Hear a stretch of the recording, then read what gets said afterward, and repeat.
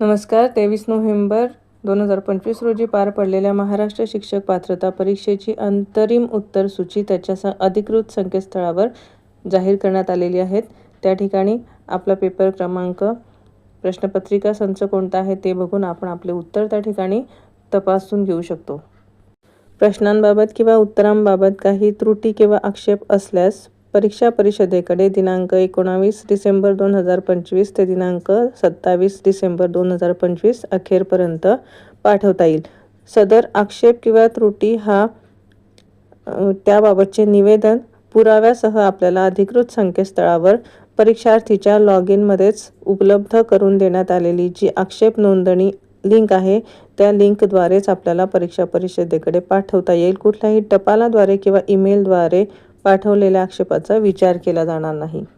विहित मुदतीनंतर प्राप्त झालेल्या आक्षेपांचा विचार करून त्यानंतर यथावकाश अंतिम उत्तरसूचीसुद्धा जाहीर केली जाईल.